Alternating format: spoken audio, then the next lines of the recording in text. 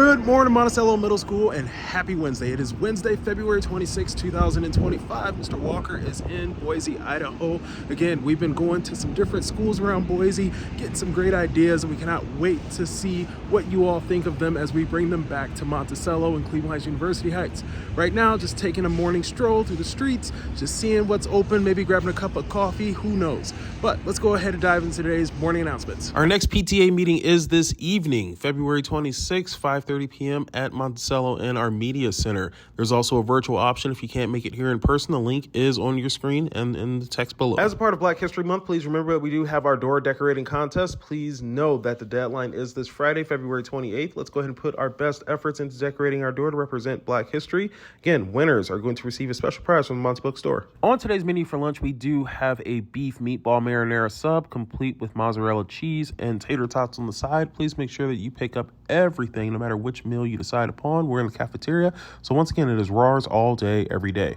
The OST is around the corner, and again, as we prepare for the OST, we've been studying this prompt all week. Does playing video games significantly affect physical health? It's important for you to understand that this is a multi-paragraph response essay, meaning we're going to need around 5 paragraphs to get the job done. Each paragraph is 5 to 7 sentences.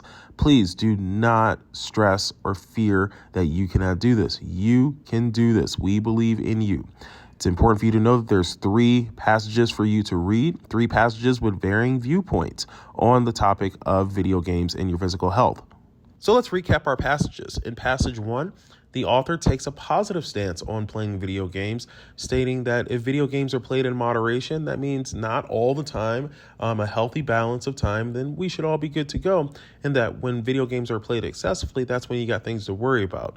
Again, if you are someone that agrees with this author, you're going to really want to look at this passage to pull some evidence out to support your claim. Passage 2, the author takes a different stance on playing video games. This author begins to speak on the negative impacts and how it impacts sleep. The author has done research citing different studies where students are reporting different times of sleep and how it impacts their next day in class. So again, different take, different perspective on video games.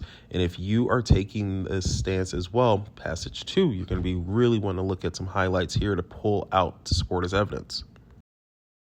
In passage 3, the author pulls a lot of research from the American Heart Association, claiming that video games do impact physical health in a negative way, contributing to obesity and other health risks.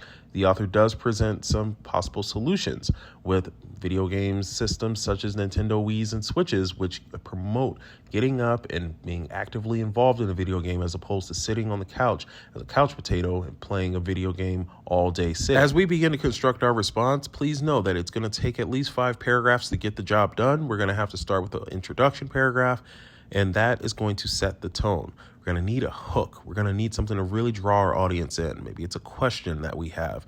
Maybe it's a statistic that you've come up with. Maybe it's a quote from some of our passages.